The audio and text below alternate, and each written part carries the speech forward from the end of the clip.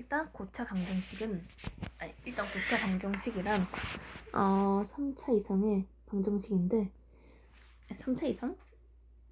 3차부터 4후 이렇게 그 이상의 방정식들을 의미합니다. 일단 얘를 푸는 법은 여러 가지가 있는데 첫 번째는 인수분해입니다. 인수 정리를 활용하면 되고 여기 대입했을 때 0이 되는 걸 찾아서 대입해서 풀면 됩니다.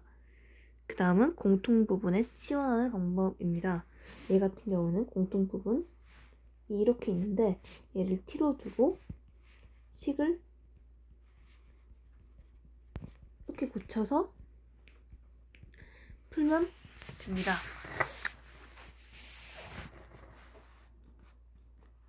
끝나고 치환한 거를 원래대로 돌려주는 것까지만 잊지 않으면은 치환 잘 쓸 수 있습니다. 추워서 다음 복 2차식 형태인데 얘 같은 경우 얘를 t로 얘를 t 제곱으로 치환해 봤을 때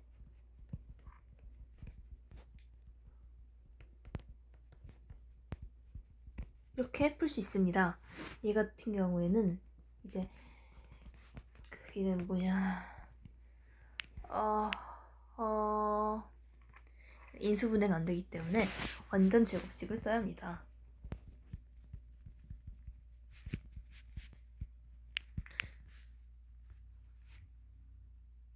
그렇게 되면은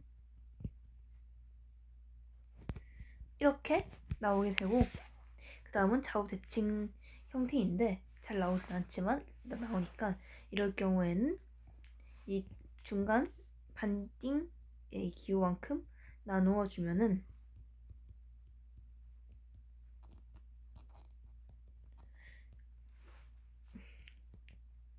각자 세트가 있는 것을 알 수 있는데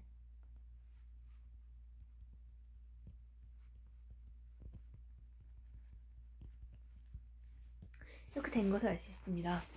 얘를 t로 두고 이제 푸는 법도 있고 근데 어쨌든 이런 형식으로 좌우 대칭인 경우에는 풀어내면 됩니다. 그 다음은 3차 방정식의 근과 계수에 대해서 알아볼 건데 일단 2차 방정식이랑 결과적으로 말하면 결과가 똑같습니다. 2차 방정식처럼 이제 더하고 곱하는 공식이 나오는데 3차 같은 경우에는 이제 식이 3개다 보니까 식 2개끼리 엮인 것까지 나온다는 게 특징인데 일단 얘를 그러니까 식을 다 풀었을 때 이렇게 알파, 베타, 감마가 있고 가정했을 때 이 식을 풀었을 때 이런 결과가 나옵니다. 이 식을 이런 형식으로 변형해서 보면은 얘가 되고 이렇게 서로 되는 것을 알 수 있습니다. 즉 여기에 얘를 이 결과를 얘랑 비교해서 봤을 때 이제 나온 공식인데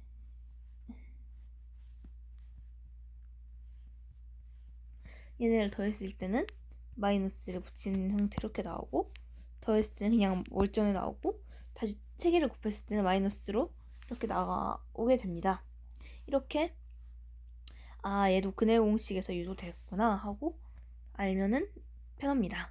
그 다음은 이제 켤레근에 대한 이야기인데 2차 방정식은 얘가 이렇게 근인 것을 알 수 있습니다.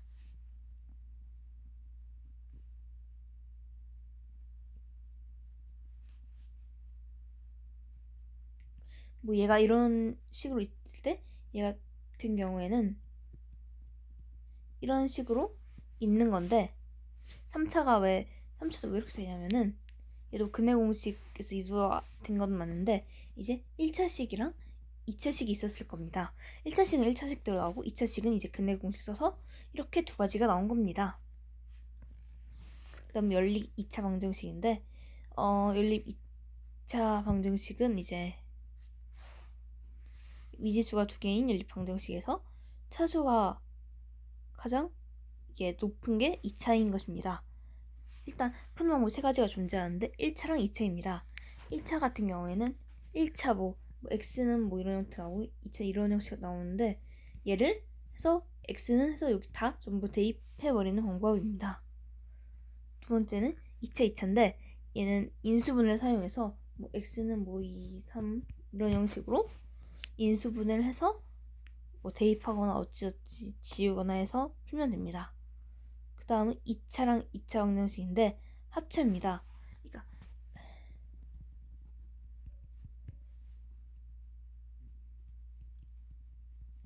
이런 식이 있을 때 빼거나 더해서 이제 식을 뭐 곱해줄 수도 있고 어쨌든 식을 구해주면 되는 이렇게 방법이 있는데 총 이렇게 세 가지 방법을 써서 연립을 풀 수 있습니다. 그 다음은 부정방정식인데 사실 이런 식이 있을 때 미지수의 개수가 더 큽니다. 왜냐하면은 1, 5나 이런 자연수랑 정수뿐만 아니라 이제 1억이 들어갔을 때 여기에 1억분의 5가 딱 들어가면은 사실 될 정도로 정말 너무 많은 숫자가 존재합니다. 하지만은 이제 조건을 붙이면 되는데 예시로 정수라면은 마이너스 1, 마이너스 5, 마이너스 5, 마이너스 1, 5, 1, 1, 5 이렇게 네 가지밖에 안 될 것이고 자연수의 경우도 그러니까 어쨌든 이렇게 범위를 주어졌을 때 이렇게 확 줄어들게 됩니다. 그리고 이제 이렇게 될 경우에는 이 두 식이 0입니다. 왜냐면은 한쪽이 아니라 두 쪽 다 0이 되어야 하는데 이럴 경우에는 는 0 해서 x는 y는 해서 구하면 빠르게 이게 0이 되는구나 하고 알 수 있습니다.